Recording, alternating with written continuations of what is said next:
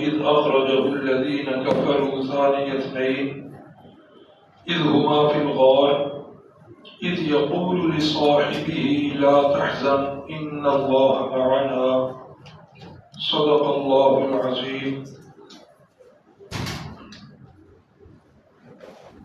کس نے ذروں کو اٹھایا اور صحرا کر دیا، کس نے قطروں کو ملایا اور دریا کر دیا، خود نہ تھے جو راہ پر اوروں کے ہادی بن گئے، وہ کیا نظر تھی جس نے مردوں کو مسیحا کر دیا۔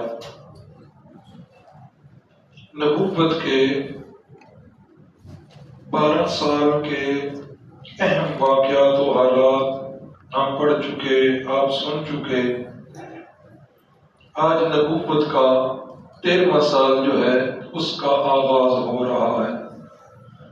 نبوت کے 12ویں سال کے اندر ایک بات پڑھی تھی کہ رسول اللہ صلی اللہ علیہ وسلم نے بیعت عقبہ اولیٰ کے وقت جو بیعت لی تھی، مردوں سے بیعت لیتے وقت ان کے ہاتھ جو ہے وہ اپنے دست مبارک کے میں لیے تھے، لیکن عورتوں سے جب بھی آپ بیعت لیا کرتے تھے اس موقع پر یا فتح مکہ کے موقع پر، جب بھی عورتوں سے بیعت لی ہے تو رحمت کائنات صلی اللہ علیہ وسلم نے کبھی بھی کسی عورت کو ہاتھ نہیں لگایا۔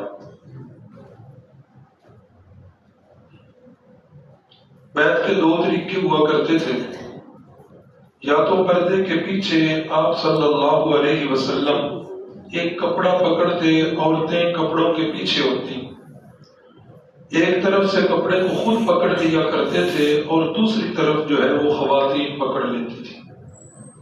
یا دوسرا طریقہ یہ ہوتا تھا کہ آپ ایک بہت بڑے برتن کے اندر پانی لیتے اور اس کی ایک طرف اپنے ہاتھ مبارک کی انگلیاں مبارک رکھ دیا کرتے تھے اور دوسری طرف عورتیں جو ہیں وہ اپنے ہاتھ رکھ لیا کرتی تھیں۔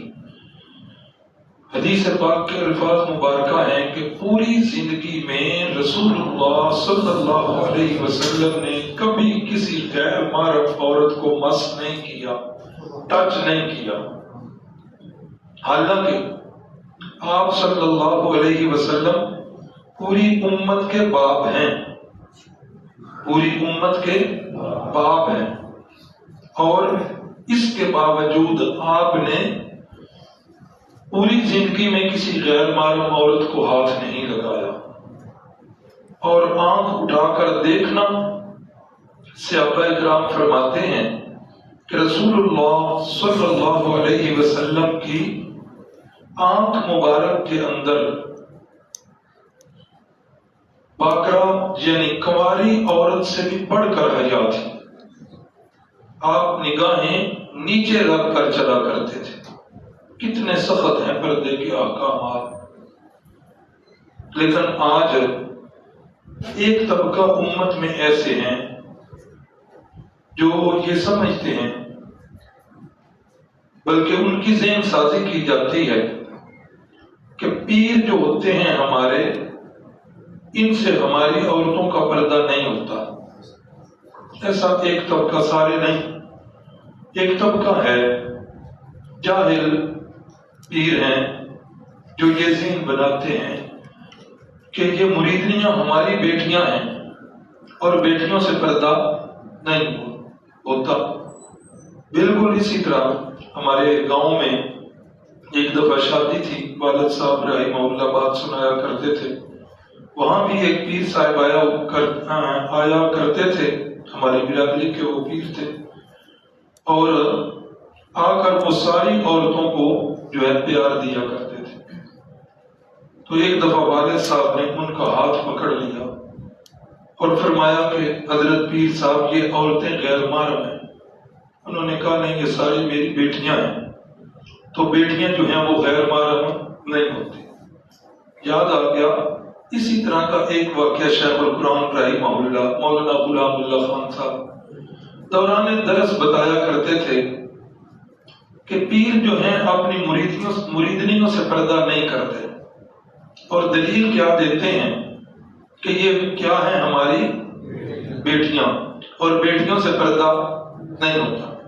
حضرت شیخ القرآن فرمایا کرتے تھے کہ یہ ظالم آدھا رشتہ بتاتے ہیں، پورا رشتہ نہیں بتاتے۔ کیسے؟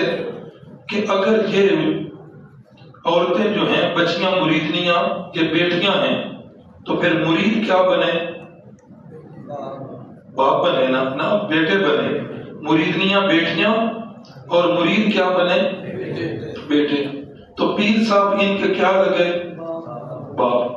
تو شیخ القرآن فرمایا کرتے تھے تو پھر پیر صاحب کی جو اہلیہ محترمہ ہیں وہ ان کی کیا لگی؟ ماں۔ تو پھر بیٹوں کا بھی تو ماں سے پردہ نہیں ہوتا، مریدوں کو بھی گھر جانے دیا کرے، لیکن ادھر نہیں کہ پیمانہ، ادھر پیمانہ جو ہے وہ اس کے برعکس ہے۔ کہتے ہیں جی ہم آل رسول ہیں، کوئی اور جو ہے ہماری عورتوں کو عورتیں بھی نہ دیکھیں۔ تو بہرحال یہ ساری جہالت کی باتیں ہیں۔ اسوہ حسنہ یہی ہے کہ کسی غیر محرم عورت کو رسول اللہ صلی اللہ علیہ وسلم نے ہاتھ پوری زندگی میں نہیں لگایا۔ ہمارے معاشرے کے اندر بھی یہ بات عام گھرانوں میں پائی جاتی ہے کہ جس وقت کوئی بندہ گھر میں مہمان آتا ہے تو وہ جتنی گھر کی بچیاں ہوتی ہیں ان کو سروں پر پیار دیتے ہیں۔ بالکل غلط ہے، بلکہ صرف غلط نہیں، حرام ہے۔ غیر محرم کو پیار دینا یہ بھی حرام، اور غیر محرم سے پیار لینا یہ بھی حرام، سخت گناہ ہے، کبیرہ گناہ ہے۔ اس لیے چلو دوسروں کی تو بات نہیں، ہم جو سن رہے ہیں سیرت کورس، ہمیں اس بات کی پابندی کرنی چاہیے کہ آج کے بعد کسی غیر محرم عورت سے پیار نہیں لیں گے اور نہ کسی غیر محرم عورت کو پیار دیں گے انشاءاللہ۔ ہماری نہ ادھر گلی میں ہماری ایک خالہ کی تھی، رخصت ہو گئی ہیں، اللہ انہیں کروٹ کروٹ جنت نصیب فرمائے، بیوہ عورت تھی۔ تو وہ جب بھی گھر آتی تو ہاتھ آگے کرتی پیار دینے کے لیے، میں کھسک جاتا، پیچھے ہو جاتا۔ تو ایک دن مجھے کہنے لگی کہ آپ مجھ سے پیار کیوں نہیں لیتے ہو؟ میں نے کہا کہ آپ جو ہے نا، کہنے لگی کہ آپ پیار کیوں نہیں لیتے ہو، میں آپ کی ماں نہیں ہوں۔ میں نے کہا کہ آپ ماں جیسی تو ہیں لیکن آپ ماں نہیں ہیں، آپ میرے لیے غیر محرم ہیں، اور غیر محرم جو ہوتا ہے اس سے پیار لینا جائز نہیں ہوتا۔ کہنے لگی کہ وہ غیر محرم کیا ہوتا ہے؟ میں نے کہا کہ جس کے ساتھ نکاح جائز ہے وہ غیر محرم ہوتا ہے۔ تو آگے سے کہنے لگی اچھا جب میرے نال تیرا نکاح جائز ہے تو پھر کر لے۔ اب اگر شرعی طور پر میں بھی کہہ دیتا کہ میں نے کر لیا تو شرم تو نکاح ہو جانا تھا۔ تو یہ بہرحال بڑے پیار کے ساتھ سمجھائیں اور گھر کی بچیوں کو پابند کریں کہ گھر میں کوئی بھی مہمان آئے تو اس کے سامنے نہیں جانا۔ محرم رشتے ہیں جو ماموں آ جائے، چاچو آ جائے تو ان کے سامنے بے شک جائیں، پیار لیں، لیکن غیر محرم رشتوں کے سامنے نہیں جانا۔ اور جب سے یہ کزن کی بیماری آئی ہے، اب یہ بھی ایک بڑی مصیبت بن گئی۔ ہمارے استاد تھے فرمایا کرتے تھے چچا زاد، ماموں زاد، پھپھو زاد، خالہ زاد یہ تو ہوئے، لیکن یہ چچا زاد بھائی کیا ہوتا ہے؟ چچا زاد جو ہو گیا، خالہ زاد بھائی کیا ہوتا ہے؟ بھائی تو وہی ہے جو ماں جایا ہے۔ تو ان کے ساتھ بھی گھر کی لڑکیوں کو سامنے بھی نہیں ہونا چاہیے اور ان سے پیار بھی نہیں لینا چاہیے۔ اللہ تعالی ہم سب کو عمل کی توفیق عطا فرمائے۔ یہ مسئلہ ایک بڑا ضروری تھا۔ تو بیعت عقبہ اولیٰ کے اندر کتنے افراد تھے جی 12 بندے تھے۔ کتنے؟ 12 بندے تھے۔ اب جس وقت ان 12 بندوں نے جا کر محنت کی تو اگلا سال جس وقت آیا تو یثرب سے بہت بڑا قافلہ حج کرنے کے لیے آیا، اور اس قافلے کے اندر تقریباً 400 بندے تھے۔ اس قافلے کے اندر کتنے بندے تھے؟ 400 بندے، لیکن مسلمان جو ہیں ان کی تعداد جو ہے وہ 75 تھی۔ 75 مسلمان اور 72 مرد اور 3 عورتیں، یہ جو ہیں ادھر آئے۔ اللہ اکبر، وہی بات جو طے تھی، جگہ بھی طے تھی، اسی جگہ پر ملاقات ہو گئی۔ رسول اللہ صلی اللہ علیہ وسلم گئے، بیعت لے لی ان سے۔ اس ملاقات کے اندر صحابہ اکرام جو پیچھے سے مشورہ کر کے آئے، مسلمان صحابہ اکرام، جو ان 75 لوگوں کی بات کر رہا ہوں، تو یہ بات یہ طے کر کے آئے کہ رسول اللہ صلی اللہ علیہ وسلم کے اور صحابہ اکرام ان کے حالات ہم تک پہنچ رہے ہیں، تب تک ہم رسول اللہ کو ان کے رحم و کرم پر چھوڑیں گے۔ یہ بڑی عجیب بات ہے کہ ہم بڑے مزے سے یثرب میں رہیں اور ہمارے نبی پاک صلی اللہ علیہ وسلم انتہائی تکلیفوں کے اندر رہیں۔ ہم سے یہ نہیں ہوگا، ہم رسول اللہ صلی اللہ علیہ وسلم کو یثرب آنے کی دعوت دیں گے۔ یہ بھی یاد رکھیں، اس سے پہلے بھی رسول اللہ صلی اللہ علیہ وسلم کو کئی قبیلوں کی طرف سے دعوت مل چکی تھی کہ یا رسول اللہ ہمارے پاس تشریف لائیں، یا رسول اللہ ہمارے پاس تشریف لائیں۔ کئی قبیلوں کی دعوت مل چکی تھی، لیکن رسول اللہ صلی اللہ علیہ وسلم جو ہے وہ اشارے کی طرف تھے کہ اللہ کی طرف سے اشارہ ہو، وہی آئے تو پھر میں یہ فیصلہ کروں۔ تو بہرحال یہ لوگ جس وقت آئے، اتنے میں رسول اللہ صلی اللہ علیہ وسلم کو بھی خواب کے اندر جو ہے وہ اشارہ مل گیا تھا کہ آپ کی جو ہجرت گاہ ہے یہ ہوگی کھجوروں والی سرزمین، اور یہی سرزمین دکھائی گئی۔ تو جس وقت یہ لوگ آئے، انہوں نے بات کرنے کی اجازت مانگی کہ ہم نے کوئی خاص بات کرنی ہے۔ تو آج رات، اس وقت جس دن انہوں نے واپس جانا تھا، حج وغیرہ سارا کچھ کر کے فارغ ہوئے، تو آخری رات ہے ان کی، تو یہ ادھر موجود ہیں۔ تو رسول اللہ صلی اللہ علیہ وسلم کو دعوت دی گئی۔ آپ صلی اللہ علیہ وسلم اپنے ساتھ اپنے چچا جان عباس، جو اس وقت تک مسلمان نہیں ہوئے تھے، ان کو بھی آپ ساتھ لے کر چلے گئے۔ اب یہ پورا قافلہ ایک جگہ پر ہے۔ پورے قافلے میں کتنے بندے؟ 75 نہیں، 400 بندے۔ 75 تو مسلمان ہیں نا، تو باقی کتنے بچ گئے؟ 350۔ اب یہ 350 بندوں سے اپنی بات کو بھی چھپانا ہے۔ اب صحابہ اکرام نے کیا کیا؟ ایسے ہی ان کے ساتھ جو ہے وہ لیٹ گئے، اور لیٹے لیٹے جب وہ سو گئے، وہ باقی سارے افراد جو مسلمان نہیں تھے، تو منصوبے کے مطابق صحابہ اکرام ایک ایک کر کے وہاں سے نکلے، اور جو جگہ متعین تھی رات کا پچھلا پہر ہے، اور جو جگہ متعین تھی اس جگہ پر پہنچ گئے۔ اتنے میں رسول اللہ صلی اللہ علیہ وسلم کی تشریف لے آئے، چچا جان بھی ساتھ ہے۔ اب جو ہے باتیں شروع ہو گئی کہ یا رسول اللہ کب تک ان کے رحم و کرم پر رہیں گے؟ ہم دعوت دیتے ہیں، آپ ہمارے پاس تشریف لائیں تو انشاءاللہ ہم آپ کی حفاظت فرمائیں گے۔ جس وقت وہ اپنی باتیں کر چکے تو چچا جان حضرت عباس اٹھے، انہوں نے یہ کہا کہ یثرب والوں، بات کو تول کر کرنا، سوچ سمجھ کر کرنا۔ یہ معمولی بات نہیں ہے کہ رسول اللہ کو تم دعوت دے لو، اللہ کے نبی پہنچ جائیں ادھر اور کام ختم۔ نہ، اس سے تو کام شروع ہونا ہے۔ پورے عرب کو تم نے اپنے مخالف کرنا ہے، عرب کے ساتھ تم نے ٹکر لینی ہے۔ سوچ سمجھ کے بات کرو، ایسا نہ ہو کہ آج تم جو ہے دعوت دو، اللہ کے نبی تمہارے پاس تشریف لے جائیں، اور کل کو جس وقت عرب تمہارے خلاف امڑ آئے تو تم کہو کہ یا رسول اللہ ہم ماڑے بندے، ہم سے حفاظت نہیں ہوگی۔ ایسا نہیں ہوگا، مشورہ کر لو، سوچ سمجھ لو۔ انہوں نے کہا جی ہم نے سوچ سمجھ کر کے فیصلہ کیا ہے، ہمیں یہ ساری باتوں کا ادراک ہے۔ تو رسول اللہ صلی اللہ علیہ وسلم نے پھر وضاحت کی، فرمایا مجھے جو دعوت دے رہے ہو، اس دعوت کا بھلا کیا مطلب ہے؟ اس دعوت کا مطلب ہے کہ پھر کوئی چیز تمہاری اپنی تمہاری نہیں رہے گی۔ مال جہاں میں چاہوں گا وہاں تم خرچ کرو گے، اولاد جہاں ان کو کھڑا کروں گا تم نے وہاں انہیں کھڑا کرنا ہے، اپنی جانیں جہاں میں جاؤں گا جہاد کے لیے وہاں تم نے جانا ہے۔ ہر چیز کے اندر جو ہے تم نے میری حفاظت کرنی ہے اور میرے مطابق چلنا ہے۔ پھر ادھر سے صحابہ اکرام اٹھے، انہوں نے کہا ہم اپنے بچوں اور اپنے گھر والوں کی طرح آپ کی حفاظت فرمائیں گے۔ اللہ اکبر۔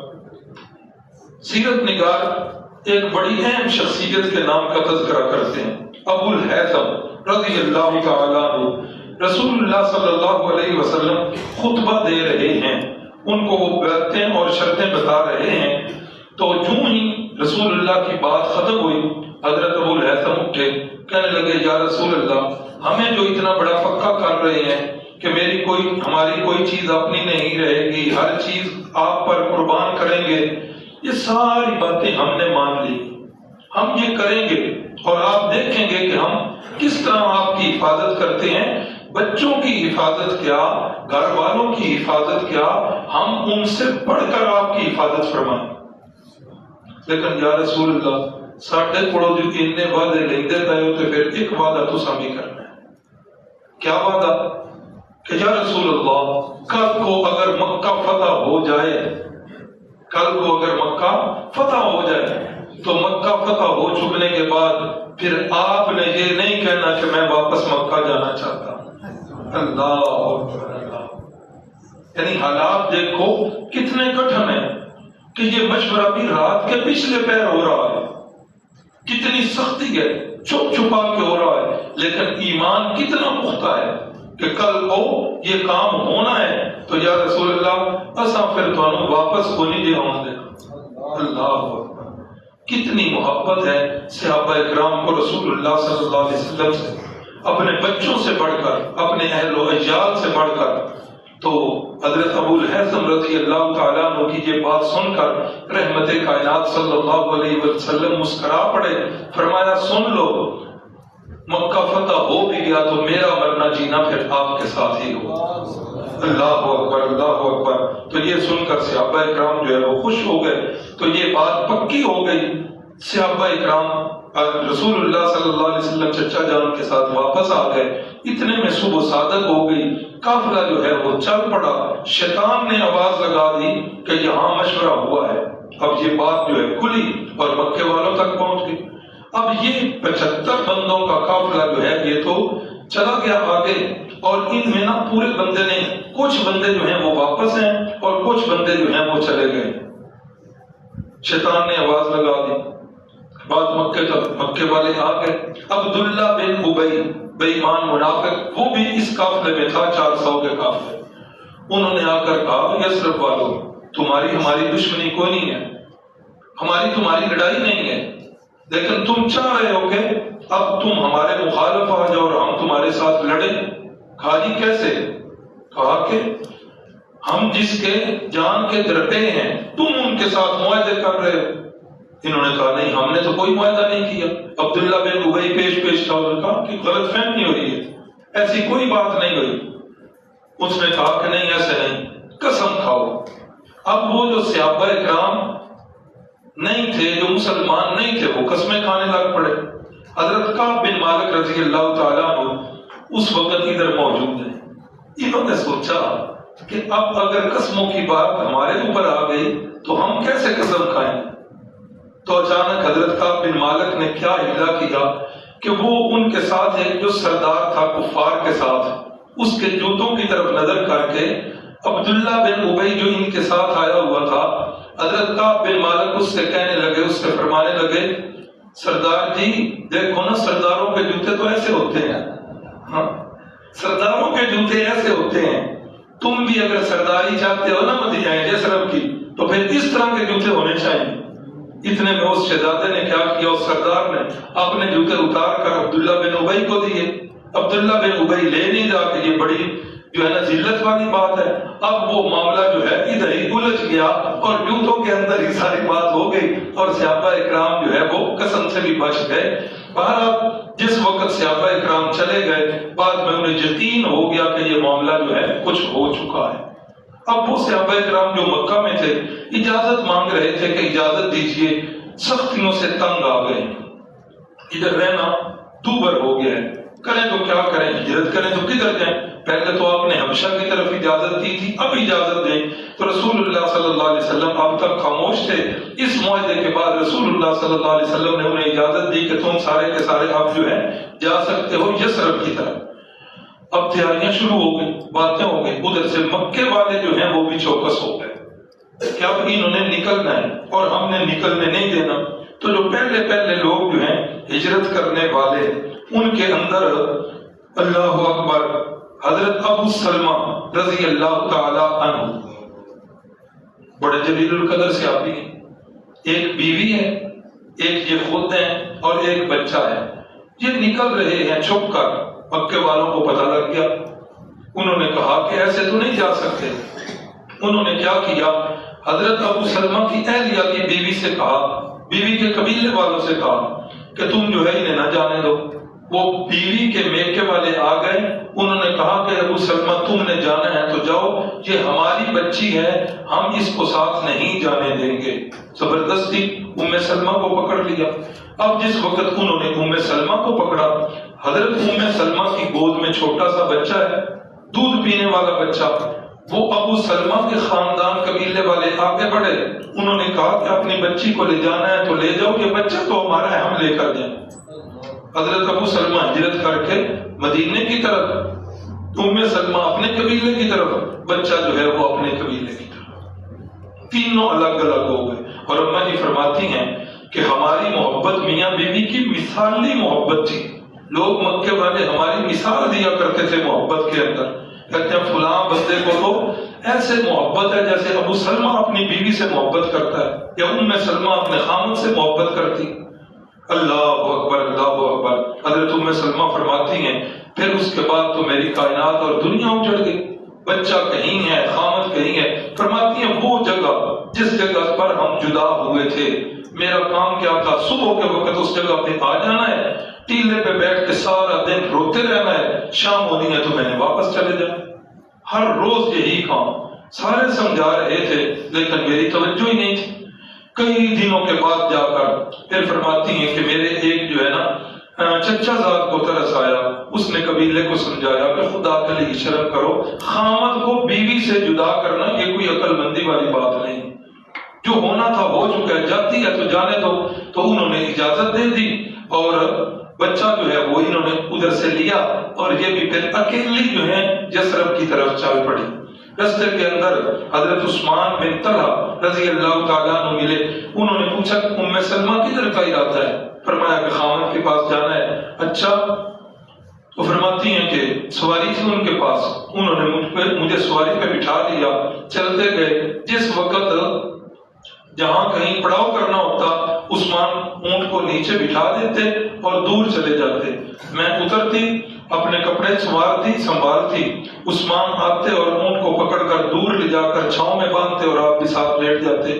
فرماتی ہیں کہ مدینہ طیبہ پہنچ گئے. قباء کے مقام پر پہنچ کر انہوں نے کہا کہ یہ بستی ہے جس کے اندر آپ کے خامد ہیں. فرماتی ہیں کہ میں عثمان سے بڑھ کر میں نے کوئی حیا والا بندہ نہیں دیکھا، اتنے سفر کے اندر میری طرف آنکھ اٹھا کر نہیں دیکھا. تو یہ بھی پہنچ گئے. حضرت ابو سلمہ، ان کے بعد حضرت سہیب رومی رضی اللہ تعالیٰ عنہ یہ ہجرت کر کے نکلنے لگے ہیں. مکے والوں نے گھیر لیا چاروں طرف سے. حضرت سہیب فرمانے لگے مکے والوں تم اچھی طرح جانتے ہو کہ میں جتنا بڑا نشانے باز ہوں، کوئی تیر میرا جو ہے نشانے سے چوکتا نہیں ہے. میری جو ہے نا ترکش اس کے اندر تیر دیکھ لو، جتنے تیر ہیں اتنے تمہارے بندے یا زخمی ہوئیں گے یا مریں گے. ہاں اس کے بعد پھر میری باری آ گئی تو خیر ہے، لیکن یہ دیکھ لو کہ میرا کوئی تیر نشانے سے چوکتا نہیں. انہوں نے کہا اچھا پھر سودے بازی کر لیتے ہیں. کہا کیا سودے بازی؟ کہا کہ سودے بازی یہ کرتے ہیں کہ یہ جتنا مال تمہارے پاس ہے یہ سارا ہمیں دے دو. حضرت سہیب فرماتے ہیں میں نے یہ مال کسی کا چوری کے لیے ہے، کسی کا حق دبایا ہے؟ کہا نہیں کوئی چیز بھی نہیں، ہمیں اتنا پتا ہے کہ جب آپ مکے میں آئے تھے تو آپ کے پاس کوٹی کوڑی بھی نہیں تھی، اور اب یہ اتنا مال فرمایا میں نے تجارت کر کے لیا ہے، اس کے اندر کسی کا حق نہیں ہے. کہنے لگے زیادہ باتوں کا ہمیں پتا نہیں، مال دینا ہے تو دو اور رستہ خالی ہے، اگر نہیں دیتے تو پھر کرتے ہیں لڑائی میں جو غالب آ گیا. حضرت سہیب رضی اللہ تعالیٰ عنہ نے سارے کا سارا مال انہیں دے دیا اور خود جو ہے مدینہ طیبہ کی راہ پکڑی. جس وقت قباء کے مقام پر پہنچے تو رسول اللہ صلی اللہ علیہ وسلم پر آیات نازل ہو گئیں. وَمِنَ النَّاسِ مَن يَشْرِي نَفْسَهُ ابْتِغَاءَ مَرْضَاتِ اللَّهِ وَاللَّهُ بَصِيرٌ بِالْعِبَادِ. ان لوگوں میں ایسے بھی صحابہ کرام ہیں جنہوں نے اپنی ہر چیز اللہ کی راہ میں قربان کر دی. رسول اللہ صلی اللہ علیہ وسلم نے فرمایا سہیل یہ جو تم نے تجارت کی ہے نا اللہ سے کہ اپنا سارا مال دے کر ہجرت کر رہے ہو سہیل یہ تیری کامیاب تجارت ہے اور نفع بخش تجارت، گھاٹے کا سودا نہیں کر کے۔ انہی لوگوں کے اندر حضرت فاروق اعظم رضی اللہ تعالیٰ عنہ بھی ہیں، باقی سارے لوگ چھپ کر ہجرت کر رہے ہیں۔ خطاب کے بیٹے کی باری آتی ہے، خطاب کا بیٹا چھپ کر ہجرت نہیں کرتا، آئے ہیں بیت اللہ میں، 2 نفل پڑھے ہیں، 2 نفل پڑھ کے وہ اپنی مجلسوں میں بیٹھے ہوئے ہیں، 2 نفل پڑھ کے فرمانے لگے بھائی سنو خطاب کا بیٹا جو ہے ہجرت کر کے جا رہا ہے، کسی کا ارادہ ہے تو آ جائے اور مجھے روک کر دکھا لے۔ کسی کو جرت نہیں ہوئی حضرت عمر کا رستہ روکنے۔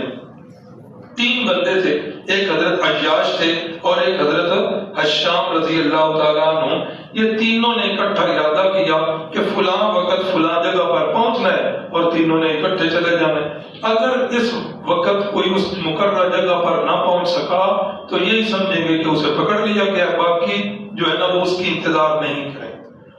حشام جو ہے ان کو تو پکڑ لیا گیا مکے میں، گھر والوں نے بند کر دیا، اور عیاش جو ہے یہ پہنچ گئے۔ جس وقت یہ دونوں چلے تو ابو جہل اپنے بندوں کے ساتھ ان کا پیچھا کرنے لگا۔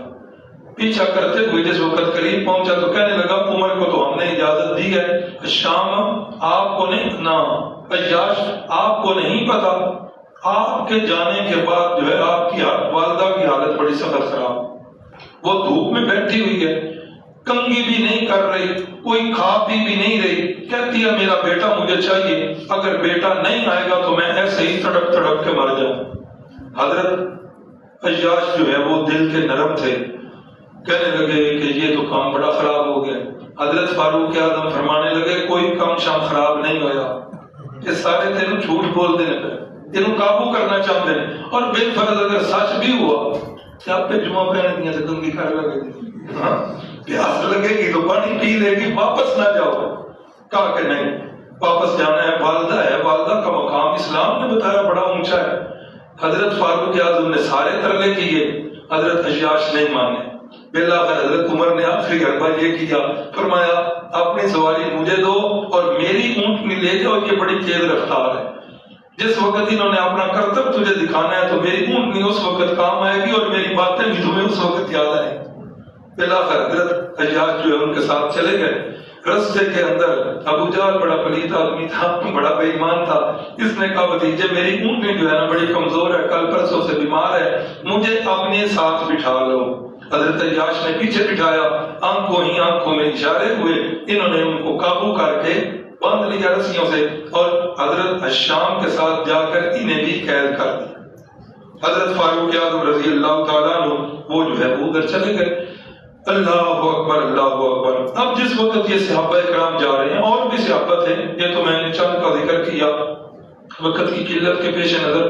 اب جس وقت صحابہ کرام جا رہے ہیں، اب اس وقت جو ہے پھر مشورہ ہو گیا دار الندوہ کے اندر، آ جاؤ جی میٹنگ ہے، اجلاس ہے، سارے قبیلوں کے افراد آ گئے۔ اب جس وقت یہ مشورہ کرنے کے لیے پہنچے، ایک بوڑھا آدمی وہاں پہلے سے موجود ہے، اور بڑا جو ہے نا خوبصورت اس کا چہرہ ہے، کھونڈی اور لاٹھی پکڑی ہوئی ہے۔ پوچھا بابا جی آپ کہاں سے؟ کہا کہ میں نجد کا سردار ہوں، اور مجھے پتا چلا ہے کہ تم ایک اہم مشورے میں اکٹھے آئے ہو، تو میں بطور مبصر جو ہے یہاں آپ کا مشورہ سنوں گا۔ بہرحال مشورہ کیا تھا کہ یہ روز روز کی کل کل اچھی نہیں ہے، کوئی آخری فیصلہ کرو اور یہ کام جو ہے پورا کر دو، کیا کرنا چاہیے؟ کسی نے رائے دی کہ ایسا کرو کہ محمد صلی اللہ علیہ وسلم کو مکے سے نکال دو، جب یہ نکل جائے گا بے جار و مددگار رہے گا تو پیچھے والے ٹھیک رہیں گے، اور جو اس کے ساتھی ہیں وہ بھی ایک وقت تک ساتھ رہیں گے، جب ٹھکانا نہیں ہوگا تو ایک ایک کر کے واپس آ جائیں گے، ہم پھر اسی طرح رہیں گے۔ شیطان تھا یہ بے ایمان جو بوڑھے کی صورت میں آیا ہوا تھا، یہ بے ایمان کہنے لگا کہ یہ رائے صحیح نہیں ہے، اس لیے کہ تمہیں اچھی طرح پتا ہے کہ اس کی زبان کے اندر اتنی شیرینی ہے کہ یہ جہاں بھی بات کرتا ہے لوگوں کو دل موہ لیتا ہے، یہ جہاں بھی جا کر رہے گا اپنے کردار سے لوگوں کو اپنا گرویدہ بنا لے گا، نتیجہ کیا نکلے گا کہ یہ بہت بڑی فوج بنائے گا اور کل کو مکے پر حملہ کرے گا اور اس کے گھوڑوں اور اونٹنے کو کھر جو ہیں وہ تمہاری لاشوں کو جو ہے مسل رہے ہوں گے، اس لیے یہ مشورہ ٹھیک نہیں لگتا۔ دوسری رائے پھر کسی نے رائے دی، کہا کہ پھر ایسا کرو، اس کو پکڑ کر جو ہے نا وہ قید کر دو اور ایسا قید کرو کہ کوئی کھانے پینے کو نہ دے اور یہ قید کے اندر ہی تڑپ تڑپ کر اس کا کام پورا ہو جائے۔ شیطان کہنے لگا یہ بات بھی ٹھیک نہیں، اس کے نام لیواؤں کو جب پتا چلے گا کہ یہ فلاں مقام کے اندر قید ہے، وہ یکبارگی سارے آئیں گے، تمہارے ساتھ لڑیں گے اور اس کو چھڑا کر واپس لے جائیں گے، پھر کیا کرو گے؟ سارے آپ پھر سر نیچے کر کے بیٹھے ہو۔ پھر ابو جہل نے کہا کہ میرے ذہن کے اندر ایک بات آئی، بولو۔ کہا کہ میرا خیال یہ ہے کہ اس طرح کام نہیں چلے گا، نعوذ باللہ، معاذ اللہ ثم معاذ اللہ، اس کو قتل کر دیتے ہیں اور قتل بھی ایسے کریں گے کہ ہر قبیلے کا ایک تگڑا نوجوان جو ہے وہ اس قتل میں شریک ہوگا، اپنی تلواروں کی دھاریں لگا کے آئیں گے۔ تو جس وقت محمد صلی اللہ علیہ وسلم اپنے گھر سے صبح تہجد کے وقت نکلتے ہیں تو اس وقت یہ لوگ جو ہے پہلے ہی محاصرہ کیے بیٹھے ہوں گے، یکبارگی حملہ کر کے اس کا کام جو ہے وہ پورا کر دیں۔ اور نتیجہ کیا نکلے گا کہ جب کئی تلواروں سے یہ کام ہوگا تو اس کے قبیلے والے قصاص تو نہیں لے سکیں گے، کئی بندے ہیں، البتہ دیت دینی ہوگی، 100 اونٹ تو چلو وہ ہم سب مل جل کر اونٹ کر کے انہیں دے دیں گے، لیکن اس کام سے جان چھوٹ جائے۔ سب نے اس رائے کو پسند کر لیا۔ اللہ کریم فرماتے ہیں کہ وہ دار الندوہ کے اندر جو ہے اپنی چالیں چل رہے تھے۔ ہاں، وَإِذْ يَمْكُرُ بِكَ الَّذِينَ كَفَرُوا لِيُثْبِتُوكَ أَوْ يَقْتُلُوكَ أَوْ يُخْرِجُوكَ، کہ وہ کافر جو ہیں تدبیریں کر رہے تھے کہ اس کو نکال دیں یا اس کو قید کر دیں یا نعوذ باللہ معاذ اللہ قتل کر دیں۔ فرمایا وَيَمْكُرُونَ وَيَمْكُرُ اللَّهُ، یہ ادھر اپنی تدبیریں اختیار کر رہے تھے اور اللہ کریم آسمانوں پر اپنی تدبیر کر رہے تھے۔ واللہ خیر الماکرین، اور اللہ سے بڑھ کر تدبیر کرنے والا کوئی بھی نہیں، اللہ کی تدبیر ساری تدبیروں پر غالب ہوتی۔ اللہ اکبر۔ جس وقت یہ مشورہ ہو گیا، طے ہو گیا کہ آج رات یہ کام کریں گے، تو پھر رسول اللہ صلی اللہ علیہ وسلم کو جبریل امین نے آ کر یہ ساری بات بتا دی کہ آج رات آپ نے گھر پر نہیں سونا اور آج ان کا یہ منصوبہ ہے، اللہ کی طرف سے آپ کو بھی ہجرت کی اجازت مل گئی ہے، آپ بھی ہجرت شروع فرما دیں۔ اس سے پہلے حضرت صدیق اکبر کئی دفعہ اجازت مانگ چکے تھے کہ یا رسول اللہ جس طرح دوسرے لوگ جا رہے ہیں مجھے بھی اجازت دیں، فرمایا کرتے تھے کہ نہیں ابو بکر آپ ٹھہر جائیں۔ تو بہرحال جس وقت یہ مشورہ ہو گیا، رسول اللہ صلی اللہ علیہ وسلم نے سیدنا علی المرتضی رضی اللہ تعالیٰ عنہ کو بلایا اور بلا کر فرمایا علی، یہ میرے پاس کفار کی امانتیں پڑی، یہ سونا فلاں کافر کا ہے، یہ رقم فلاں مشرک کی ہے، یہ چیز فلاں کی، یہ فلاں۔ اللہ اکبر، قربان جائیں ایسے نبی آخر الزمان پر کہ جان کے دشمن ہیں لوگ لیکن امانتیں میرے نبی پاک کے پاس رکھ رہے ہیں۔ ہم بھی بھائیوں انہی کا کلمہ پڑھنے والے ہیں، آج ہمیں بھی ایسی ہی ایمانداری کا ثبوت دینا ہو۔ سیرت کورس ہم سن رہے ہیں، سننے کا سب سے بڑا فائدہ تو یہی ہے کہ جو سنت ہم سن لیں اس سنت کے اوپر اسی دن سے عمل شروع کر۔ تو حضرت سیدنا علی المرتضی رضی اللہ تعالیٰ عنہ کو وہ امانتیں سمجھا دیں اور فرمایا علی یہ سب کو کل واپس کر کے تم بھی آ جانا اور یہ میری چادر لے لو اور اس کو اپنے اوپر اوڑھ کر سو جانا، تمہیں کچھ بھی نہیں ہو۔ اللہ اکبر۔ اب جس وقت یہ معاملہ ہو گیا تو رسول اللہ صلی اللہ علیہ وسلم جو ہے نکلنے لگے تو وہ کفار جو ہیں وہ گھیرا کیے ہوئے ہیں، تو رسول اللہ صلی اللہ علیہ وسلم ان کے گھیرے سے نکلے اور آیت مبارکہ زبان پر تھی وَجَعَلْنَا مِن بَيْنِ أَيْدِيهِمْ سَدًّا وَمِنْ خَلْفِهِمْ سَدًّا فَأَغْشَيْنَاهُمْ فَهُمْ لَا يُبْصِرُونَ، ہم نے ان کے آگے بھی رکاوٹ پیچھے بھی رکاوٹ کر دی، أَغْشَيْنَاهُمْ، ہم نے ان کافروں کو اندھا کر دیا، وہ دیکھ نہیں رہے۔ تو رسول اللہ صلی اللہ علیہ وسلم نے مٹی کی مٹھی بھری اور ان کے سروں پہ ڈالتے ہوئے ان کے درمیان سے نکل کر چلے۔ اللہ اکبر۔ کچھ روایات یہ ہیں کہ یہ رات کے وقت گھر سے نکلے ہیں اور زیادہ روایات یہ ہیں کہ رات کا وقت نہیں، یہ وقت صبح کا تھا، اور رسول اللہ صلی اللہ علیہ وسلم سیدھے حضرت سیدنا صدیق اکبر کے گھر میں پہنچے۔ حضرت صدیق اکبر میں گھر میں پہنچ کر آپ اجازت لے کر اندر گئے۔ کیسے اندر گئے؟ اجازت لے کر، اور یہ اسلام نے حکم دیا، یا ایھا الذین آمنوا، فرمایا اے ایمان والو، لا تدخلوا بیوتا غیر بیوتکم حتی تستأنسوا وتسلموا علی اہلہا، فرمایا کسی کے گھر میں اس وقت تک داخل نہیں ہونا جب تک اس سے اجازت نہیں طلب کر لے۔ اجازت طلب کر کے اندر گئے، فرمایا ابو بکر مجھے تنہائی چاہیے، یہاں گھر کے افراد ہیں۔ فرمایا یا رسول اللہ، یہ سارے گھر کے افراد جو ہیں یہ با اعتماد ہیں، کوئی بھی اس گھر کا راز جو ہے وہ باہر نہیں جائے گا۔ اللہ اکبر۔ فرمایا ٹھیک ہے، مجھے حکم آ گیا ہے ہجرت کا، تو اب آپ نے میرے ساتھ چلنا ہے۔ حضرت صدیق اکبر تو پہلے ہی بےتاب تھے، 2 اونٹنیاں اس کام کے لیے پہلے سے تیار کی ہوئی تھی، تو حضرت پاک صلی اللہ علیہ وسلم اور حضرت سیدنا صدیق اکبر رضی اللہ تعالیٰ عنہ ادھر سے چل پڑے ہیں، اور چل کر جو ہے وہ غار ثور میں پہنچے۔ پیچھے یہ لوگ جو ہے محاصرہ کیے ہوئے ہیں، انتظار کرتے کرتے جب کافی ٹائم گزر گیا، اتنے میں تو یہ نکل آتے ہیں، نکل نہیں رہے، پھر دروازہ کھولا اور سیدھے پہنچے حضرت علی پر۔ تلواریں ساری اٹھی ہوئی ہیں کہ ایک ہی بار میں کام تمام کریں۔ کسی نے چادر اٹھائی تو نیچے سیدنا علی المرتضیٰ رضی اللہ تعالیٰ، اور بعض روایات میں ہے کہ کسی نے آ کر انہیں محاصرہ کرنے والوں کو بتایا کہ جس کے محاصرے کے لیے کھڑے ہو وہ تو تمہارا محاصرہ توڑ کر نکل بھی گئے۔ تو اس بات کی تصدیق کے لیے اندر آئے، اندر سیدنا علی المرتضیٰ رضی اللہ تعالیٰ عنہ کو پایا۔ علی کدھر ہے؟ محمد صلی اللہ علیہ وسلم۔ فرمایا بار تم کھڑے تھے، تمہیں پتا ہو کدھر ہے؟ تو جس وقت دیکھا کہ یہ تو کام ساری گیم الٹ ہو گئی ہے، حضرت سیدنا علی المرتضیٰ رضی اللہ تعالیٰ عنہ کو مارا پیٹا، لیکن اب زیادہ ٹائم نہیں لگاتے کہ وہ جو ہے نکل نہ جائے، تلاش میں چلے گئے۔ اللہ اکبر، اللہ اکبر۔ تو سیدنا علی المرتضیٰ رضی اللہ تعالیٰ عنہ دوسرے دن جو ہے انہوں نے وہ امانتیں واپس کی۔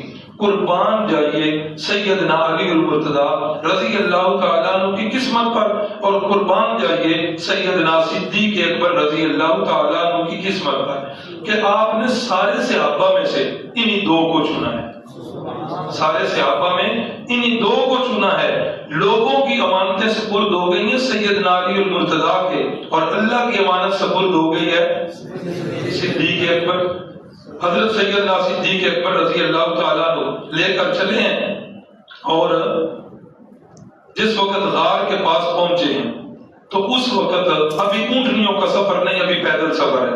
اونٹنیاں تو جب 3 دنوں کے بعد چل رہے ہیں، اس وقت وہ اونٹنیاں ان کے جو ہیں وہ غلام وہ لے کر آئے، تو ادھر سے جب پیدل چلے تو غار ثور جو ہے اس وقت بھی اس کی اونچائی اب تو سیڑھیاں بن چکی ہیں۔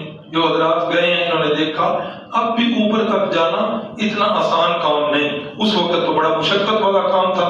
تو بہرحال سیدنا صدیق اکبر نے جب دیکھا کہ اللہ کے نبی کو تکلیف ہو رہی ہے، انہوں نے اپنے کندھے پر اٹھا لیا۔ اللہ اکبر، اللہ اکبر۔ نبوت کا بوجھ اٹھانا یہ ابو بکر صدیق کا ہی خاصہ ہے، اور کوئی بندہ نبوت کا بوجھ نہیں اٹھا سکا۔ تو حضرت صدیق اکبر نے اٹھایا، اور جس وقت غار کے پاس پہنچے فرمایا یا رسول اللہ ادھر رکیے، میں اندر جا کر ساری صفائی کرا۔ ساری صفائی کر کے اسے اس قابل بنایا۔ پھر سیدنا صدیق اکبر رضی اللہ تعالیٰ عنہ آ کر رسول اللہ صلی اللہ علیہ وسلم کو لے گئے، اور حضرت صدیق اکبر اور آپ صلی اللہ علیہ وسلم 3 دن اور 3 راتیں ادھر رہے۔ یہاں پھر وہ مشہور واقعہ کہ حضرت سیدنا صدیق اکبر نے سارے سوراخ بند کر دیے، ایک سوراخ جو باقی تھا اس پر اپنی ایڑی رکھ لی، اور اس ایڑی کے اوپر جو ہے پھر ناگ وہ جو سانپ تھا اس نے ڈسا۔ تو حضرت صدیق اکبر نے درد کی وجہ سے جسم کو تو حرکت نہیں کی، لیکن آپ کی آنسو جو ہے وہ گرے، اور رسول اللہ صلی اللہ علیہ وسلم بیدار ہو کر پوچھا کہ ابو بکر کیا؟ فرمایا جی یا رسول اللہ یہ معاملہ ہو چکا ہے۔ بہرحال تو اب یہ لوگ جو ہیں پیچھے سے اب تلاش کرنے شروع ہو گئے، کرتے کرتے وہ جو کھوجی ہوتے ہیں نا، جو پاؤں کے نشانات سے تلاش کرتے ہیں، وہ کھوجی جو ہیں پاؤں کے نشانات دیکھتے دیکھتے ادھر آ گئے۔ اب یہ غار جنہوں نے دیکھی ہے اس کا محل وقوع اس طرح ہے کہ دانا اس کا اوپر ہے دروازہ، اور جوں ہی دروازے سے داخل ہوں تو یہ آگے سے نشیب میں آ جاتی ہے۔ تو حضرت پاک صلی اللہ علیہ وسلم اور سیدنا صدیق اکبر غار میں ہیں، یہ لوگ تلاش کرتے کرتے غار کے منہ پر پہنچ گئے۔ اللہ کریم نے ایسا کچھ کیا کہ وہاں جو ہے مکڑی نے آ کر جالا بن دیا اور کبوتری نے آ کر انڈے دے دیے، یہ بھی باتیں لکھی ہوئی ہیں سیرت کی کتابوں میں۔ تو یہاں جس وقت پہنچے تو یہاں غار کے اندر نہیں آئے کہ یہاں اگر کوئی گزرا ہوتا تو یہ جالا وغیرہ ٹوٹا ہوتا۔ اندر سے حضرت صدیق اکبر نے جب دیکھا کہ وہ غار کے منہ پر ان کے پاؤں نظر آ رہے ہیں اور ان کی باتیں بھی سنائی دے رہی ہیں، حضرت صدیق اکبر رضی اللہ تعالیٰ عنہ بڑے پریشان ہیں۔ رسول اللہ نے پوچھا ابو بکر خیر تو ہے؟ فرمایا یا رسول اللہ وہ پہنچ گئے ہیں، وہ قریب آ گئے ہیں۔ یوں اگر انہوں نے اپنے پاؤں کی طرف بھی دیکھ لیا تو نظر سیدھی ہمارے اوپر آئے گی۔ تو فرمایا رسول اللہ نے یا ابا بکر ما ظنک باثنین اللہ ثالثہما، اے ابو بکر تیرا ان دو کے بارے میں کیا گمان ہے جن کے ساتھ تیسرا جو ہے وہ اللہ ہے۔ اللہ اکبر اللہ اکبر۔ تو اسی موقع پر یہ آیات بھی نازل ہو گئی الا تنصروہ فقد نصرہ اللہ، اگر تم میرے محبوب کی مدد نہیں کرو گے اللہ نے ان کی مدد کر ڈالی ہے۔ اذا اخرجہ الذین کفروا، جس وقت مکے والوں نے نکال دیا تھا ثانی اثنین، دو میں سے دوسرے، اذ غار، جس وقت وہ دونوں غار کے اندر تھے، اذ یقول لصاحبہ لا تحزن ان اللہ معنا، جب اللہ کے نبی اپنے ساتھی سے، اپنے صحابی ابو بکر سے کہہ رہے تھے ابو بکر لا تحزن، گھبراؤ نہیں، غم نہ کھاؤ، ان اللہ معنا، اللہ ہمارے ساتھ ہے۔ مفسرین یہاں نکتہ لکھتے ہیں کہ رسول اللہ نے لا تخف نہیں فرمایا، لا تحزن فرمایا ہے۔ نکتہ یہ ہے کہ خوف ہوتا ہے اپنی جان کا اور حزن اور غم ہوتا ہے دوسرے کی جان کا۔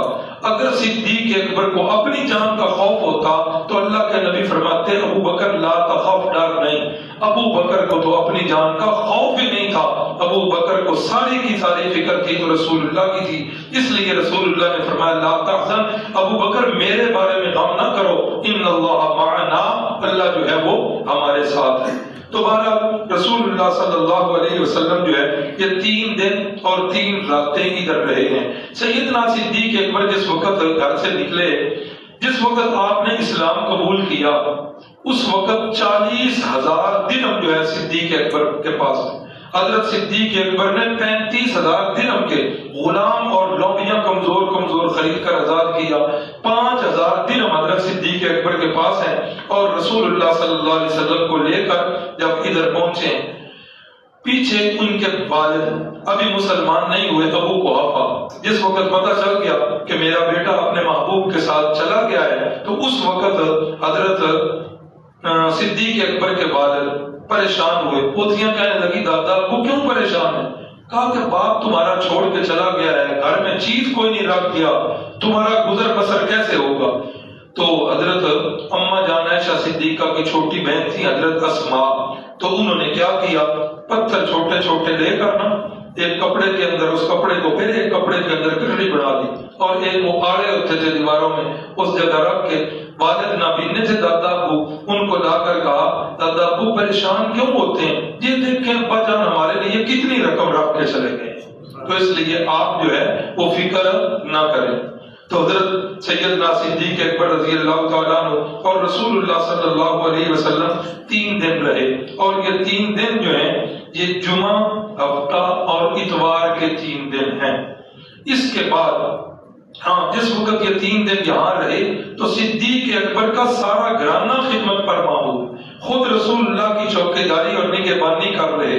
بیٹا سارے دن کی ڈائری لا کر حضرت صدیق اکبر کو رسول اللہ کو دیتا ہے، بیٹی اسماء جو ہے وہ سارا دن کھانا بناتی ہے، اور رات کے وقت جب لوگ جو ہے وہ سو جاتے ہیں اندھیرے کے اندر اپنے والد گرامی کو اور رسول اللہ کو روزانہ تازہ کھانا دینے جاتی ہے۔ حضرت صدیق اکبر کا غلام فہیرہ وہ سارا دن بکریاں چراتا رہتا ہے، شام کے وقت دوسرے ریوڑوں سے الگ ہو کر ادھر سے غار ثور کی طرف سے ہو کر آتا ہے، تازہ دودھ دھو کر حضرت صدیق اکبر کو رسول اللہ کو پیش کرتے ہیں، اور ساتھ کیا کرتے ہیں کہ یہ جو حضرت صدیق اکبر کے بیٹا اور بیٹی ادھر آئے، چونکہ ان کے قدموں کے نشانات اسی رستے سے اپنے ریوڑ کو لے کر جاتے ہیں تاکہ ان کے قدموں کے نشانات کے اوپر یہ ریوڑ کی بکریوں کے نشانات آ جائیں اور ان کے قدموں کو پہچان کوئی نہ سکے۔ سارا گھرانہ رسول اللہ صلی اللہ علیہ وسلم کی خدمت پر معمور ہے۔ جس وقت آپ صلی اللہ علیہ وسلم اب یہاں سے نکلنے لگے ہیں تو اس وقت کون سا دن ہے؟ سوموار کا۔ اور یہ میں نے پہلے بھی بتایا کہ سوموار کے دن کو آپ کے ساتھ بڑی نسبت ہے۔ پیدائش بھی سوموار والے دن، نبوت سوموار والے دن، ہجرت سوموار والے دن اور وفات بھی سوموار والے دن۔ سوموار کے دن کو خاص نسبت ہے رسول اللہ صلی اللہ علیہ وسلم سے۔ جس وقت نکلے ہیں یہاں سے تو رسول اللہ آخری نظر بیت اللہ پر ڈالے تھے، وہاں سے بیت اللہ نظر آتا ہے اور آخری نظر ڈال کر فرماتے ہیں واللہ انکا لاحب ارض اللہ الی وانکا لاحب ارض اللہ الی اللہ تعالی، اللہ کی قسم یہ شہر مجھے سب سے زیادہ محبوب ہے۔ اور فرمایا اللہ کی قسم یہ مکے کا شہر جو ہے یہ اللہ کو بھی سب سے زیادہ محبوب ہے۔ اسی سے علماء نے لکھا، ترمذی شریف کی روایت ہے، علماء نے لکھا کہ دونوں جگہوں کی شان بڑی اونچی ہے، لیکن جس وقت موازنہ ہوگا تو پتہ چلے گا کہ مکہ کی شان مدینہ طیبہ سے زیادہ ہے، اس لیے کہ رسول اللہ فرما رہے ہیں مجھے بھی تو سب سے زیادہ عزیز اور اللہ کو بھی سب سے زیادہ عزیز۔ اللہ کی قسم اگر تیری قوم مجھے مجبور نہ کرتی تو میں محمد الرسول اللہ کبھی بھی اس شہر کو چھوڑ کر نہیں۔ اللہ اکبر، اللہ اکبر۔ سیدنا صدیق اکبر اور رسول اللہ چل پڑے ہیں اونٹنیوں پر۔ اب یہ جو ہے قریش دن رات درپے ہیں، جب نہیں مل رہے اب قریشیوں نے اعلان کر دیا کہ ابو بکر کو جو ڈھونڈ کر لائے گا اور محمد صلی اللہ علیہ وسلم کو جو ڈھونڈ کر لائے گا اس کو 200 اونٹ جو ہے وہ انعام ملے گا۔ رسول اللہ کے کو ڈھونڈنے والے کو کتنے ملیں گے؟ اور صدیق اکبر کو ڈھونڈنے والے کو 100۔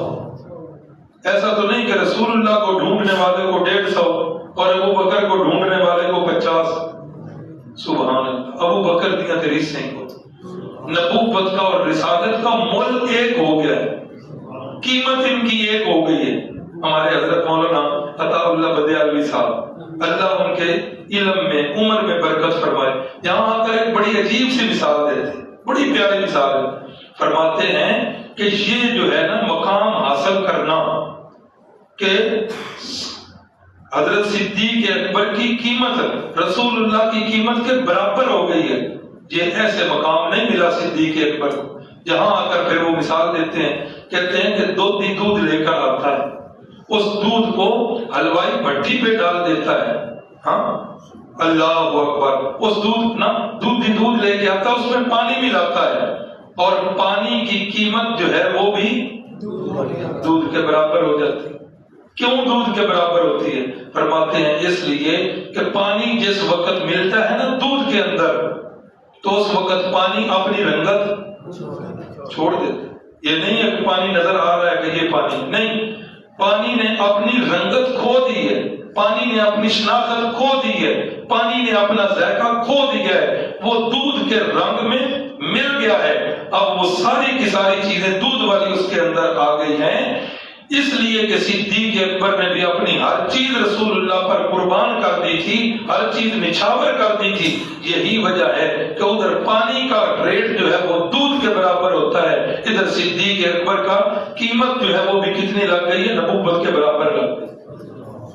پھر اس دودھ کو جس وقت حلوائی بھٹی کے اوپر ڈالتا ہے، نیچے سے آگ جلاتا ہے، ہاں بندے علمی صاحب کا تو خیر ایک اپنا انداز ہے، فرماتے ہیں کہ آگ جلاتا ہے، دودھ پریشان ہوتا ہے تو پانی کہتا ہے دودھ گرا پریشان نہ ہو، جب تک میں تیرے اندر موجود ہوں پانی کا ایک قطرہ بھی تیرے اندر رہے گا، دودھ کے اوپر آنچ نہیں۔ تو اتنا بڑا مقام جو ملا ہے صدیق اکبر کو یہ ایسے نہیں ملا۔ ابو بکر کی تو ایک دن حضرت فاروق اعظم رضی اللہ تعالیٰ عنہ لوگوں میں سنا باتیں ہو رہی ہیں کہ شان کس کی زیادہ ہے، ابو بکر کی کہ عمر کی؟ تو کچھ لوگ حضرت فاروق اعظم کی شان کی بات، حضرت فاروق اعظم نے فرمایا سنو ابو بکر کے ساتھ میرا موازنہ کر رہے ہو؟ فرمایا ابو بکر کی ایک دن اور ابو بکر کی ایک رات عمر کی ساری زندگی پر جو ہے وہ بھاری. ابو بکر کی ایک رات اور ابو بکر کی ایک دن عمر کی ساری زندگی پر بھاری ہے. فرمایا کہ رات کون تھی؟ فرمایا غار کی تینوں راتوں کی بات نہیں، صرف ایک رات جو ہے غار والی عمر کی ساری نیکیوں پر بھاری ہے. اور دن کون سا؟ فرمایا کہ جس دن رسول اللہ صلی اللہ علیہ وسلم کی وفات کے بعد جس وقت قبائل کچھ مرتد ہو گئے تھے، فتنے اٹھ گئے تھے، تو ہم نے صدیق اکبر کو مشورہ دیا تھا کہ پہلے جھوٹے مدعیان کے ساتھ نپٹ لیں، بعد میں جو ہے مانعین زکوٰۃ کے ساتھ نپٹیں گے. تو ابو بکر نے فرمایا تھا کہ اے عمر، جبار فی الجاہلیہ و خبار فی الاسلام، عمر کفر تے بڑا تگڑا ہوندا سی، مسلمان ہو گئے تے تینوں کی ہو. فرمایا ابو بکر نے پھر کیا کیا؟ دونوں ہاتھوں میں تلواریں پکڑی اور دونوں ہاتھوں میں تلوار پکڑ کے اپنی سواری کی طرف بڑھے. فرمایا آپ میں سے کوئی میرا ساتھ دے نہ دے. ابو بکر کے دو ہاتھ ہیں، دو تلواریں ہیں، اور ان دونوں ہاتھوں کے ساتھ دونوں فتنوں کا مقابلہ کرے گا. یا ابو بکر جو ہے وہ ختم ہو جائے گا یا فتنے ختم ہو جائے. حضرت عمر فرماتے ہیں ہم نے پکڑ لیا. حضرت جی ہم نے تو مشورہ دیا تھا، مگر نہ حکم آپ کا، جہاں آپ چاہیں گے وہاں سے. ابو بکر کی ریسیں. ایک اور واقعہ ذہن میں آ گیا، ٹائم بھی پورا ہو گیا. حضرت ربیع اسلمی رضی اللہ تعالیٰ عنہ صحابی رسول ہیں. حضرت صدیق اکبر اور حضرت ربیع اسلمی کا کوئی کسی معاملے پہ تھوڑا سا جھگڑا ہو گیا. حضرت ابو بکر ویسے حلیم متبع تھے. آپ نے فرمایا ارحم امتی بی امتی ابو بکر، میری امت میں سب سے زیادہ بردبار جو ہے وہ ابو بکر ہے. اللہ اکبر. تو حضرت ابو بکر صوفی صاحب اس دن کو غصہ آیا اور حضرت ربیع اسلمی کو بڑا سخت لفظ بول دیا. جس وقت سخت لفظ بول دیا، قبیلے والے بھی سن رہے ہیں. چند ہی لمحے گزرے تھے کہ احساس ہو گیا کہ میں نے سخت لفظ بولا ہے، مجھے نہیں بولنا چاہیے. اسی وقت نادم ہوئے، کہنے لگے ربیع مجھ سے زیادتی ہو گئی ہے، اب ایسا کرو کہ یہ جملہ تم مجھے بول دو تاکہ کام برابر ہو جائے. حضرت ربیع فرمانے لگے نہیں میں نہیں بولوں. نہیں تیری بڑی مہربانی، آپ مجھے یہی جملہ بول دیں کام برابر ہو جائے. فرمانے لگے نہیں. تھوڑی دیر تک یہ بات چلتی رہی. بالآخر حضرت ابو بکر صدیق فرمانے لگے ربیع یہ جملہ بولتے ہو کہ جاؤں رسول اللہ کے پاس تیری شکایت لے کر؟ فرمایا کہ نہیں میں نہیں بولوں. حضرت صدیق اکبر چل پڑے. حضرت ربیع کے قبیلے والے حیران، بڑا عجیب آدمی ہے ابو بکر، زیادتی بھی کر لی ہے اور الٹا شکایت لگانے کے لیے بھی چل پڑا. حضرت صدیق اکبر چلے ہیں، پیچھے سے حضرت ربیع بھی جانے لگے. قبیلے والوں نے پکڑا ربیع کدھر جا رہے ہو؟ زیادتی انہوں نے کی ہے، مان بھی رہے ہیں، تو پھر تم کدھر جا رہے ہو؟ حضرت ربیع فرماتے ہیں جانتے ہو یہ ابو بکر ہیں، یہ رسول اللہ کے محبوب ہیں. اگر رسول اللہ صلی اللہ علیہ وسلم ان کی بات سن کر مجھ سے ناراض ہو گئے تو میرا تو کوئی ٹھکانہ نہیں رہے گا. اگر اللہ کے نبی ناراض ہو گئے تو مجھ سے اللہ بھی ناراض ہو جائیں. حضرت ربیع بھی پیچھے چل پڑے. اتنے میں حضرت صدیق اکبر نے جا کر وہ بات ساری بتا دی. تو جس وقت ساری بات بتا دی تو اتنے میں حضرت ربیع اسلمی بھی تشریف لے آئے. تو آپ نے فرمایا ربیع کیا بات ہوئی ہے؟ فرمایا جی جو صدیق اکبر نے بتائی. کتنا اعتماد ہے کہ ابو بکر نے جھوٹ نہیں بولا ہو. جو بات بتائی ہے بات وہی ہے. یا رسول اللہ یہ کہتے ہیں کہ میں بھی وہی لفظ بول لوں جو انہوں نے بولا ہے. یا رسول اللہ ان کی تو شان اتنی اونچی ہے کہ میں وہ لفظ انہیں بول ہی نہیں سکتا. فرمایا اچھا ربیع جی تو بول نہیں سکتا تو پھر کہہ دینا کہ میں معاف کیتا. اللہ اکبر. تو حضرت ربیع اسلمی نے حضرت سیدنا صدیق اکبر کو معاف کر دیا. صحابہ اکرام بھی یہ بات سمجھتے تھے کہ رسول اللہ صلی اللہ علیہ وسلم کے یہ محبوب ہے. تو بہرحال جس وقت یہ قافلہ چلا ہے ادھر سے 200 اونٹوں کی آواز لگ گئی ہے. اب لوگ جو ہے وہ بھاگ پڑے ہیں کہ ان کو تلاش کریں اور اتنا بڑا انعام جو ہے وہ جیتیں. اب مختلف لوگ جا رہے ہیں. سراقہ بن مالک خود راوی ہیں، بعد میں مسلمان ہو گئے. فرماتے ہیں کہ ہم ایک مجلس میں بیٹھے ہیں، یہی باتیں ہر محفل کا موضوع ہی یہ ہے. کہتے ہیں مجلس میں بیٹھے ہوئے ہیں, ایک بندہ آیا, اس نے کہا کہ میں نے فلاں جگہ 2 بندوں کو جاتے ہوئے 2-3 بندوں کو دیکھا. تو کہتے ہیں مجھے پتا چل گیا کہ اس وقت جانے والے وہی ہو سکتے ہیں, ورنہ دوپہر کے وقت عرب سفر نہیں کرتے لو اور گرمی کی وجہ سے. تو میں نے کہا نہیں تجھے غلط فہمی ہوئی ہے, وہ کوئی اور بندے ہوں. دل کے اندر کیا تھا کہ اس کی بات سن کر کوئی اور نہ چل پڑے اور انعام نہ لے.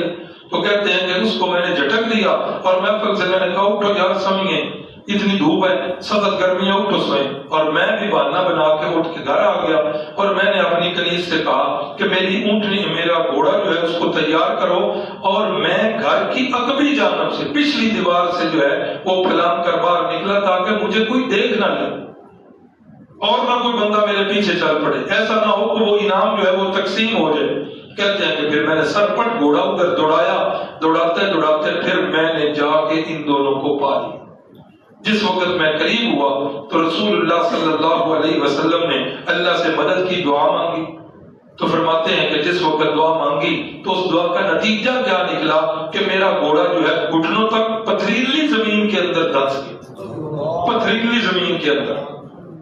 میں نے کہا یہ بڑا عجیب معاملہ بنا ہے, گھوڑا وہی ہے جو میرا سال سے ساتھ ہے اور اس رستے سے بھی کئی دفعہ گزرا ہوں, زمین بھی پتھریلی ہے. مجھے محسوس ہو گیا, میں نے رو کر کہا کہ اللہ کے بندو میرے لیے جو ہے نا وہ دعا کرو, میری یہ مصیبت جو ہے وہ مشکل دور ہو جائے, میں واپس چلا جاتا ہوں, آپ کو کچھ نہیں کہوں. تو رسول اللہ نے دعا فرمائی, گھوڑا جو ہے وہ باہر نکل آیا. کہتے ہیں کہ جس وقت گھوڑا باہر نکلا اب میں سوچتا ہوں کہ زبان کے مطابق واپس جاؤں. کہتا ہے پھر دماغ نے کہا نہیں 200 اونٹ چھوڑ کے کیسے واپس جائے. کہتے ہیں میں پھر پیچھے چل پڑا, تھوڑا سا میں چلا ہوں کہ دیکھتا ہوں کہ گھوڑا جو ہے پھر دھنس گیا. اب مجھے یقین ہو گیا کہ اللہ کی مدد ان کے ساتھ شامل حال ہے. فرماتے ہیں کہ میں نے کہا کہ اس دفعہ جو ہے مجھے معاف کر دو, تو میرے پاس جو کچھ ہے یہ سارا کچھ لے لو, سامان بھی لے لو, مجھے واپس جانے دو. فائدہ یہ ہوگا کہ ادھر کوئی بندہ آ رہا ہوگا تو میں اسے واپس بھیج دوں گا. تو رسول اللہ نے دعا فرمائی, گھوڑا باہر نکلا. آپ نے صدیق اکبر سے فرمایا ابو بکر اسے کہہ دو کہ ہمیں کسی سامان کی ضرورت نہیں, بہرحال انہیں جو ہے نا کوئی ادھر آ رہا ہو تو اسے واپس بھیج. حضرت صدیق اکبر نے یہ کہہ دیا. سراقہ کہتے ہیں میں آپ صلی اللہ علیہ وسلم کے قریب ہو گیا, چونکہ اب یہ بات پتہ چل چکی تھی کہ ان کے پیچھے نصرت خدا بندی ہے. میں نے قریب ہو کر کہا ایسا کریں مجھے کوئی تحریر لکھ دیں, کوئی امان لکھ دیں, کل کو بوقت ضرورت میرے کام آ جائے. تو رسول اللہ صلی اللہ علیہ وسلم نے لکھوائی ایک تحریر, اور اس تحریر کو ہڈی کے اوپر یا چمڑے کے اوپر لکھا کر میرے حوالے کر دیا.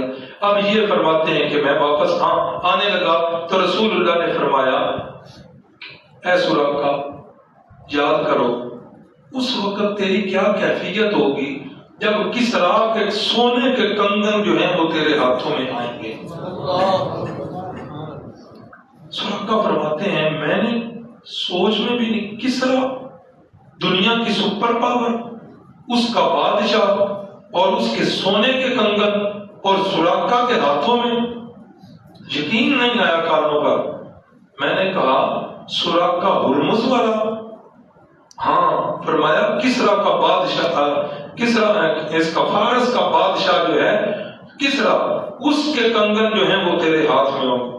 فرماتے ہیں میں نے سوچا کہ اب چونکہ ان کی ایک مشکل آسان ہو رہی ہے, یہ ایسے بات کر رہے ہیں, لیکن یہ بات میں نے اپنے دل کے اندر چھپا لی. یہ بات جب میں نے چھپا لی میں باہر واپس آ گیا. رستے میں کوئی مجھے ملا تو میں نے اسے بتا بھی دیا کہ ادھر آنے کی ضرورت نہیں. فرماتے ہیں کہ یہ آگے چلے گئے تو رسول اللہ صلی اللہ علیہ وسلم اور صدیق اکبر اور ان کے ساتھ ان کا ایک ساتھی اور تھے, یہ آگے چلے گئے. سراقہ فرماتے ہیں میں واپس آ گیا. پھر ایک وقت آیا جب مکہ فتح ہوا. چلو اس واقعے کو آج ہی ختم کر لیں. مکہ فتح ہوا تو لوگ جو ہے رسول اللہ صلی اللہ علیہ وسلم کے قریب, اور صحابہ اکرام نے رسول اللہ کو اپنے حصار میں لیا. سراقہ کہتے ہیں کہ میں جلدی آگے بڑھا, بے تکلف آگے بڑھنا چاہا, صحابہ نے مجھے آگے نہیں بڑھنے دی. تو میں نے دور سے وہ تحریر نکالی اور اوپر کر کے کہا انا سراقہ ابن مالک, جی میں سراقہ ہوں, ادھر ہوں, یہ تحریر میرے پاس ہے. آپ نے فرمایا سراقہ کو آگے آنے دو. تو سراقہ فرماتے ہیں میں آگے آیا، میں نے پھر اسلام قبول کر لیا۔ اس واقعہ کے بعد کہ 8 ہجری میں مکہ فتح ہوا ہے اور 11 ہجری کی ابتدا میں رسول اللہ صلی اللہ علیہ وسلم کی وفات ہو گئی ہے۔ حضرت صدیق اکبر 2 سال جو ہے ان کی بھی وفات ہو گئی۔ جب خلافت آئی حضرت فاروق اعظم کے ہاتھ میں، اسلام کی سرحدیں پھیلی اور پھیلتے پھیلتے اسلام کی سرحدوں نے حضرت فاروق اعظم کی فوجوں نے ایران کو فتح کر لیا۔ ایران کو فتح کر، ایرانیوں کو ویسے آج تک حضرت عمر سے تکلیف ہے، ہاں بظاہر انہوں نے دعویٰ کر لیا کہ ہم مسلمان ہیں، لیکن آج تک حضرت فاروق اعظم کی وہ درد کی ٹھیک سے انہیں اٹھ رہے ہیں۔ حضرت فاروق اعظم رضی اللہ تعالیٰ عنہ کسرا فتح ہو گیا، کسرا کے محل کا سارا خزانہ وہ آ گیا مسجد نبوی کے صحن میں ڈھیر لگ گیا، سونے کے، چاندی کے، موتیوں کے، دولت کے۔ حضرت فاروق اعظم رضی اللہ تعالیٰ عنہ اس دولت کو دیکھ رہے ہیں اور فرما رہے ہیں لوگوں میں کیوں نہ قربان جاؤں اپنے ان فوجیوں اور اپنے سپاہیوں پر کہ جنہوں نے انتہائی ایمانداری کے ساتھ سارے کا سارا خزانہ ادھر پہنچا۔ آج لوگ بکواس کرتے ہیں، لوگ کہتے ہیں کہ یہ وہ لوگ تھے کہ جو اوپر سے مسلمان ہوئے تھے، جو دولت کے چکر میں مسلمان ہوئے تھے۔ یہ مکی زندگی ساری آپ نے سنی، اس وقت بھلا کسے امید تھی کہ کل کو دولت بھی ملے گی؟ اللہ اکبر اللہ اکبر۔ تو حضرت فاروق اعظم نے پھر کیا کیا؟ فرمایا کہ اب لائن میں لگ جاؤ، جتنے بھی اس لشکر کے اندر تھے اب میں تقسیم کرنے لگا ہوں۔ فرماتے ہیں حضرت سراقہ کہ لوگ لائن میں لگے ہوئے ہیں، حضرت فاروق اعظم اس خزانے سے دے رہے ہیں۔ فرماتے ہیں کہ ادھر سے باری میری آ گئی، ادھر سے حضرت فاروق اعظم کے ہاتھ میں کسرا کے کنگن۔ اللہ اکبر۔ میں نے بازو آگے کیے، فاروق اعظم نے مجھے کنگن پہنائے تو میرے دل کے اندر وہ واقعہ جو ہے وہ گھوم گیا اور آپ کی آواز جو ہے میرے کانوں میں ٹکرانے لگی، کسرا اس وقت کیا حال ہوگا تیرا جب کسرا کے کنگن جو ہے وہ تیرے ہاتھوں میں پہنائے جائیں گے۔ فرماتے ہیں کہ میں ہزاروں قطار رونے لگ پڑا۔ حضرت فاروق اعظم نے پوچھا کہ سراقہ روتے کیوں ہو؟ میں نے کہا ایک بات جو آج تک چھپائی ہوئی تھی، رسول اللہ کی پیشین گوئی تھی کہ جس وقت وہ ہجرت والے سفر کے اندر میں نے پیچھے سے پکڑا تھا تو اللہ کے نبی نے فرمایا تھا کہ یہ اس وقت کیا حال ہوگا جب کسرا کے کنگن تیرے ہاتھوں میں ہوں گے۔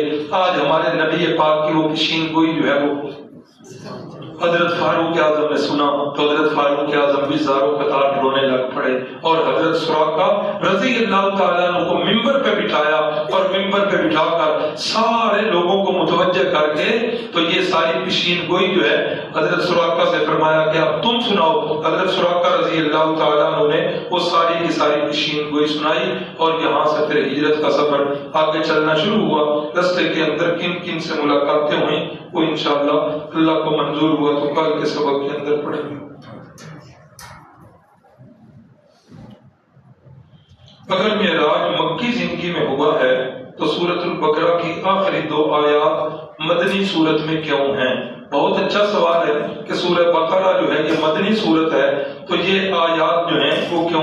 مفسرین کرام فرماتے ہیں کہ جب بھی کسی سورت کے اوپر ٹیگ لگتا ہے مکی یا مدنی کا تو اس کی اکثر آیات کی وجہ سے لگتا ہے کہ اکثر آیات جو ہیں وہ مکی ہیں اس لیے یہ سورت مکی ہے اور اکثر آیات مدنی ہیں اس لیے یہ سورت مدنی ہے۔ اور دوسرا یہ بھی فرماتے ہیں کہ یہ بھی ممکن ہے کہ یہ آیات جو ہیں وہ دونوں بار نازل ہوئی ہوں، مکے کے اندر بھی نازل ہوئی ہوں اور مدینے کے اندر۔ بڑا اچھا سوال تھا جس بھائی نے بھی کیا، اللہ تعالیٰ جزا دے۔ اس طرح کے سوال جو سبق کے متعلق ہوتے ہیں وہ کیا کریں، ربیع الاول کے چاولوں کے بارے میں نہ کیا کریں۔ بسم اللہ الرحمن الرحیم، الحمدللہ رب العالمین والعاقبۃ للمتقین، اللهم صل على سيدنا ومولانا محمد النبي الأمي وعلى آله وسلم۔ اے اللہ تیرے گھر کے اندر بیٹھے تیرے محبوب کی باتوں کو سنا، تیرے محبوب کے یاروں کی باتوں کو سنا۔ اے اللہ ہمارے اس بیٹھنے میں کسی کو دکھاوا مقصد نہیں تھا، کسی سے شاباش لینی مقصد نہیں تھی۔ اے اللہ کوئی دنیا کی غرض یا لالچ نہیں تھا، تجھے راضی کرنے کے لیے بیٹھے۔ اے اللہ ہمارا یہ بیٹھنا اپنی بارگاہ میں قبول فرما لے۔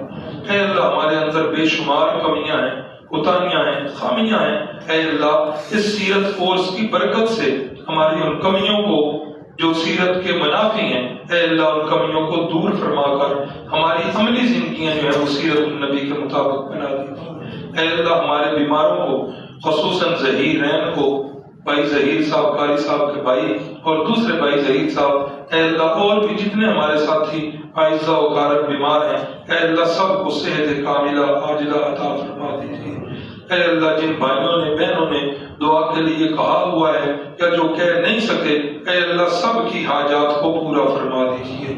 اے اللہ ہم سب کو اسلام والی زندگی اور ایمان والی موت نصیب فرما دیجیے۔